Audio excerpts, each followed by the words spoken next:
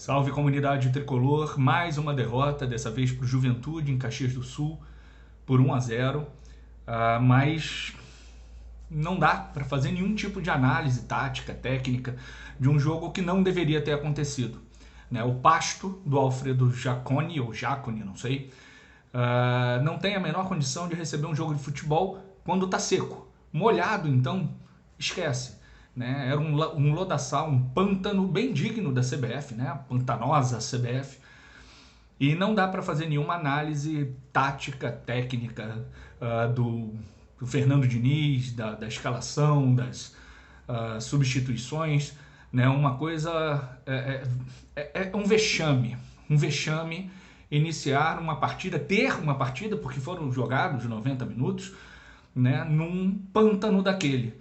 É uma vergonha, mais uma vergonha da CBF.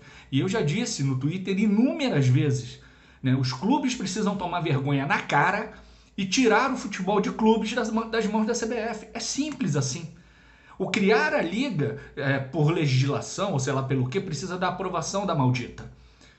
Mas a partir do momento que se criar uma liga, manda a CBF para o quinto dos infernos. Vai lá cuidar daquela porcaria de seleção verde e amarela, que ela ganha rios de dinheiro, e não faz nada pelo futebol brasileiro. Ter um jogo desse é uma vergonha, como foi ano passado, no mesmo lugar, no jogo Juventude e Flamengo. Não tinha nenhuma condição de ter jogo no ano passado e não tinha nenhuma condição de ter jogo nesse ano. E aí muita gente vai dizer, mas vai colocar quando o jogo? O calendário não permite, esse ano tem Copa do Mundo em novembro. O grande problema do calendário são os malditos estaduais. A gente perde 3 meses, que poderia estar rolando o Campeonato Brasileiro, poderia ter uma pré-temporada decente, para satisfazer as malditas federações estaduais, que só ganham dinheiro. Os clubes perdem, os grandes têm jogadores lesionados, têm problemas, prejuízo financeiro o tempo inteiro. Os pequenos estão sendo asfixiados e mortos por esses estaduais, mas as federações ganham dinheiro, rios de dinheiro com os estaduais. Só elas ganham com os estaduais. Pelo menos no Rio de Janeiro, só a Federação de Futebol do Estado do Rio de Janeiro ganha dinheiro no estadual. Ninguém mais. Não tem premiação, não tem transmissão decente, não tem nada. E a gente fica 3 meses parados vendo um monte de jogo ruim, quando poderíamos estar tendo a Copa do Brasil, as competições sul-americanas e o Campeonato Brasileiro.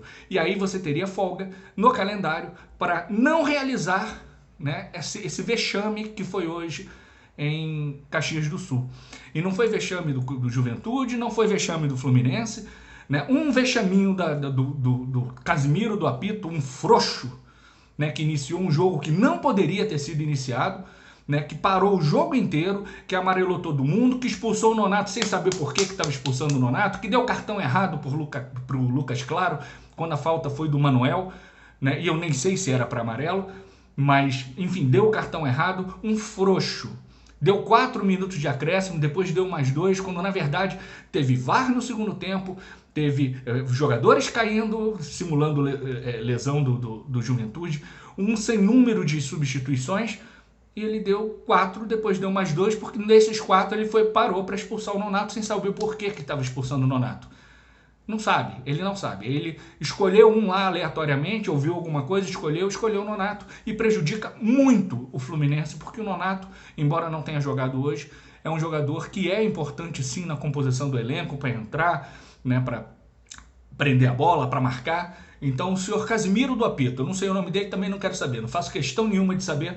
O senhor Casimiro do apito, o senhor é um frouxo, o senhor é fraco, o senhor é ruim, o senhor não poderia jamais estar apitando na Série A. Porém, o futebol brasileiro é comandado pela dona CBF, que é muito pior que o senhor. Dito isso, não dá para fazer nenhuma análise do futebol não apresentado, porque ninguém jogou futebol, era chutão para frente.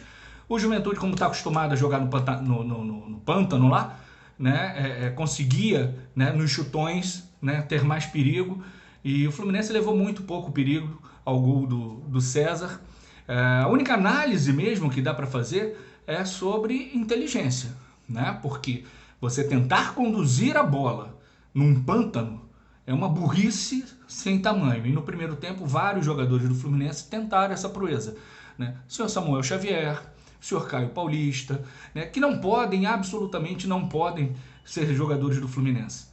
Não podem, simplesmente não podem, não tem condição. O Cris Silva não tem condição, sabe? Não tem nem postura, não tem nem envergadura, não tem nada para ser jogador de futebol, muito menos do Fluminense, né? E aí a gente para e pensa, né? O senhor Mário Bittencourt gastou 9 milhões para contratar o tal do Cris Silva lá da Moldávia, que ninguém nunca tinha visto, viu lá no jogo contra o Real Madrid.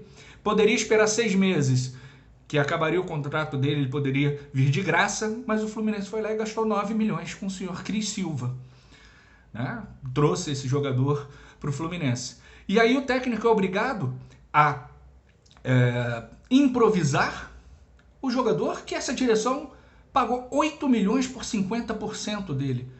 O Caio Paulista. O Diniz improvisou o Caio Paulista na lateral esquerda, né? E que, obviamente, como era esperado, foi nulo, né? Não dá para avaliar muito porque, volto a dizer, o Pântano não permitiu, né? O Pântano Jaconi não permitiu, mas o Caio Paulista, ele inexiste como jogador de futebol, não pode jogar no Fluminense, muito menos o Fluminense gastar 8 milhões.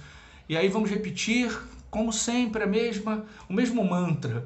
São 17 milhões mais os salários, mais os encargos, né? 17 milhões que o Fluminense jogou no lixo. No lixo. Se você considerar que paga 1 milhão por mês, né, para Felipe Melo e William Bigode, olha quanto dinheiro o Fluminense joga fora todo ano. E aí vende o Luiz Henrique por aquela mixaria que foi vendido, né? E aí não se sabe, as pessoas ficam lá, mas meu Deus, coitadinho, ele está arrumando, o Fluminense não está arrumando coisa nenhuma. O Fluminense é uma bagunça completa, né? Só um clube extremamente mal administrado paga 9 milhões num lateral como o Cris Silva e podendo esperar 6 meses para tê-lo de graça. E de graça ainda seria caro. Só um clube mal administrado paga 8 milhões e 50% de Caio Paulista, né? Então, a única análise que dá para fazer é sobre inteligência e dizer que a nossa diretoria ela é incompetente, né? E que o Casimiro do apito, o juizinho lá, é um frouxo que começou um jogo sem condições, talvez por imposição da maldita CBF. Próximo jogo, quarta-feira, 9h30 da noite, contra o Atlético Mineiro no Maracanã. Provavelmente os 10 mil de sempre, né? Não vai ter muito mais do que isso, né? E o Fluminense vai precisar vencer, porque parou nos 11 pontos. Merecia ter ganho do Flamengo, mas o Hugo impediu. Hoje não teve jogo, o Juventude achou um gol, aliás, que gol patético, né? Só o Fluminense para tomar um gol ridículo daquele, né? Gol contra do Lucas Claro. Ele consegue tocar na bola, né? Involuntariamente, depois a bola toca nele, e aí quando ele toca voluntariamente, ele consegue botar um efeito que ele jamais conseguiria se fosse na direção do gol do adversário. Mas, como foi no nosso gol, ele conseguiu botar um efeito, né? E o senhor Caio Paulista não conseguiu tirar a bola, então só o Fluminense mesmo para tomar um gol desse, né? Então o Fluminense empacou nos 11 pontos, né? Empacou na segunda página da tabela e precisa vencer o Atlético, né? De qualquer maneira para poder voltar a vencer, subir na tabela e se afastar do Z4, né? Porque daqui a pouco, né, a parte mal intencionada da torcida vai começar a falar: é o Diniz, mas que culpa teve o Diniz na derrota para o Flamengo e que culpa teve o Diniz hoje, né? Então a gente precisa vencer até para calar essa parte escrota da torcida do Fluminense.